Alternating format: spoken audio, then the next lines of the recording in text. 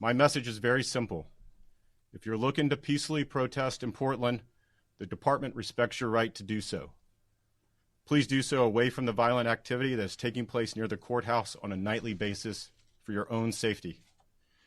If you are a violent rioter looking to inflict damage to federal property or law enforcement officers, you need to find another line of work.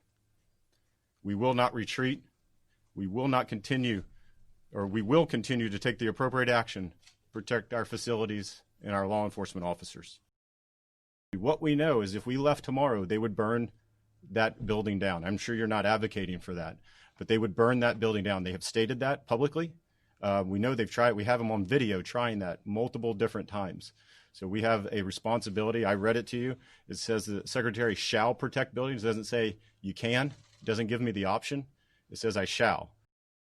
Since May 28th, just to give you some background, we've observed over 425 demonstrations and 260 attacks at federal facilities across the country. These attacks include bullets fired at federal facilities, arson, and objects thrown through windows. The uniform, Mr. Morgan, we'll get into more detail on that later. We did make a total of 7 arrests last night. 2 of those were for 18 U.S.C. 111, which is assault on a federal law enforcement officer. The other 5 were for misdemeanor charges of failure to comply with instructions or vandalism, but at a misdemeanor level. It is more tactical, but it's the standard uniform that these teams wear day to day. We all know about the story in New York where an incendiary device was actually thrown inside a marked vehicle while there were uniformed officers inside the vehicle. So yeah, I think not only is it a common practice among law enforcement, but also in these circumstances, it makes sense to use an unmarked vehicle, not only first and foremost for the protection of the officers and agents doing their job to protect federal property and arresting criminals, but also for the protection of the public. This is the identification every single one of them has on their uniform. And this is a baseline.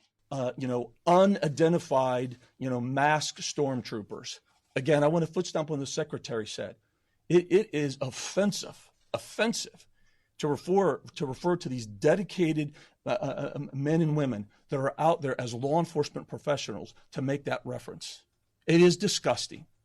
And it's also a lie. I wanted to bring a real live version. This is what they're wearing. You will find in each and every instance when we approach somebody who we have probable cause, who has committed a federal crime, we do identify ourselves as either police or a federal